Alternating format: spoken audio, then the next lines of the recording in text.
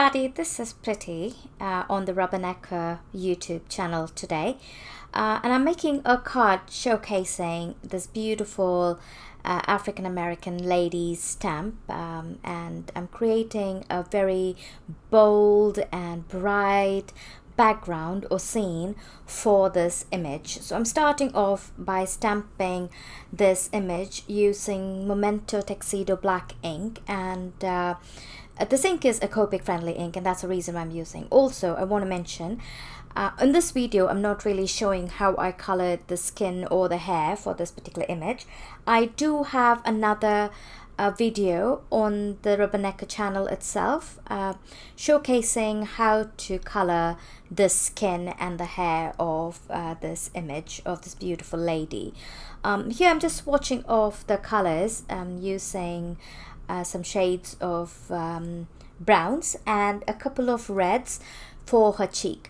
Now I do want to mention Michelle, who is one of the designers for Rubbernecker, had on her channel there are some beautiful skin coloring that she does. She's a master of copy colors with for skins especially, and I will link her channel on to the description box below, and you could see her channel as well as to how she colors skins and hairs. Anyway, continuing with the card here, after I finished coloring the lady's image, I went ahead and die cut her using her coordinating die. Now I also pre-selected a few acrylic stamps here, and this particular floral stamp is from the Spring Blooms stamp set, and I'm going to stamp this using a very light grey ink called Chill. And I didn't want to use a black ink for these flowers because the lady was in a black outline, and I didn't want the background to be I wanted it to be a little more subtle, but eventually you'll see everything is quite bright, but they all work out very well. And so I'm stamping this using this grey ink, and I've made some masks, and I'm going to layer a few more few more flowers to create a kind of a background behind so this is going to be behind the lady eventually. So I'm just adding a few more flowers behind her, and I'm just going to continue masking this, and after I've done adding the flowers, I also added the center of the flowers using some black Memento ink as well. Now these flowers do come with layering stamp too, so you can definitely skip copic coloring, but I'm a sucker for coloring, and I really like I wanted it to be really rich and vibrant as well, so I chose to go with copics, but you can definitely skip this and just add the stamp layered images. So I'm just going to show you one flower as to how I colored it.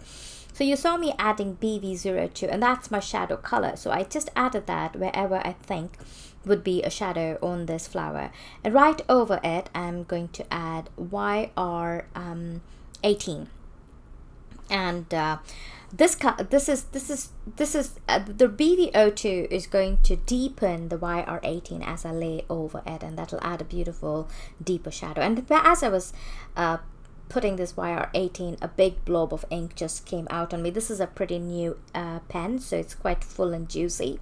So this is what happened. So all I'm doing is I'm just squeezing the nib till I can see it's getting dry, and then I'm doing it a couple of times, and then once I see that the ink is flowing in slowly to the nib, it's ready to start. I'm ready to start coloring again using it.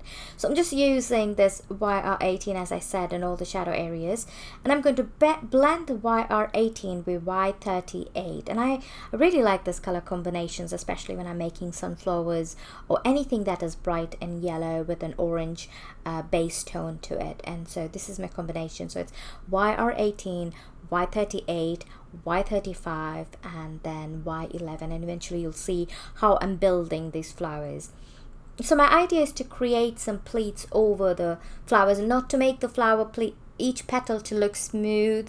No flowers in the nature has petals that are smooth, especially a sunflower. If you look at it, the petals are not smooth. It has a little bit of a crease over those petals, and that's what I'm trying to imitate here by adding those flowers, and adding those lines and textures inside the petal. So I'm blending Y38 with Y35, and as I'm blending it, I'm making sure to leave a very thin sliver of white in between those pleats of the petals.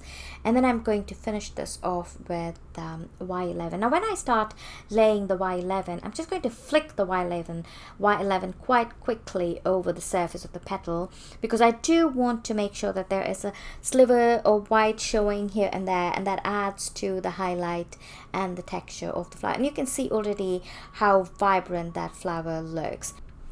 Alright, now for the center of the flowers, you can see I've already stamped it using the black, so that is the darkest color of mine. So I'm going to start off with C7, which will be the lighter step down from the darkest color, and I'm going to just crumble this right over that black. Now because the black was a Memento Tuxedo, it was a copic friendly ink, I could go right over it.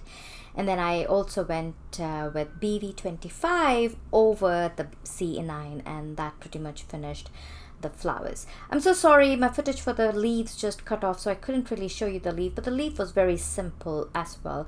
And I also added a light hue of BG colors 71 and 72 around the flowers. Now I've taken this butterfly and I'm stamping it using the same Memento Tuxedo black ink, and I'm going to copy color this butterfly. This butterfly I believe is from the watercolor butterfly set. I will have all the supplies I've used in the description box below for you to see. And then I'm going to color the center of the flower, not the flower, the butterfly, starting with RV04 and then blending RV05 and blending it out with some RV01. And I'm going to come to the edge of the butterfly's wings with B69. Now B69, though it's a blue color, it does have an undertone of violet in it, so it kind of blends beautifully with the violet in the middle, and you will see as I'm going forward how this all comes together. And again, as copics are quite transparent colors, especially the lighter ones, it's easy to blend two colors together and get a third shade, and you will see how I get the two-tone look in the center of the flower. So I blended B66 with B14. This is B14, and I'm going to end it with B12, and I'm going to come back again with V01 and blend the two colors together, and you can see how beautifully that the butterfly colors are blended.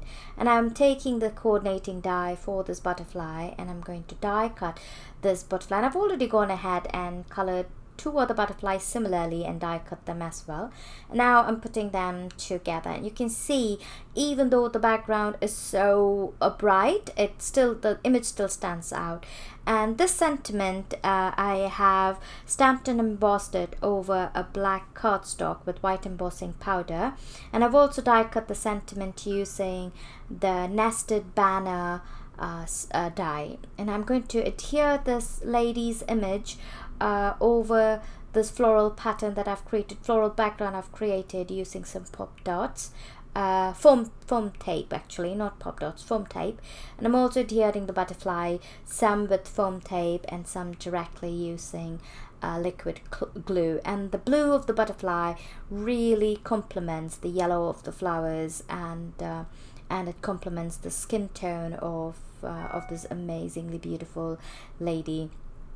And you can see, even though the card is so busy, every aspect of this card is very visible and visual. So nothing is getting hidden, like the lady's image is not being hidden, or the flowers is not losing its beauty, or even the sentiment is actually standing out pretty clearly on this. So don't be scared or afraid to add colors and adding bright and bold images in your cards, and it really if you complement it with the right colors, they all will come together beautifully.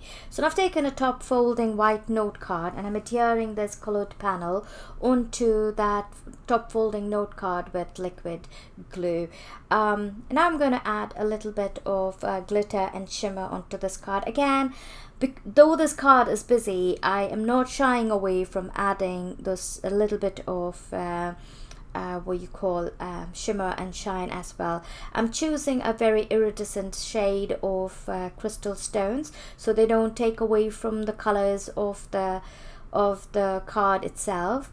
And I'm also going to add some Nuvo crystal drops, this is in black, to the bodies of the butterflies, just to again, as I said, just to add a little bit of detail to this card. And then I've also taken the shimmer pen, and I'm going to add little shimmer to the butterflies and the lips of this lady.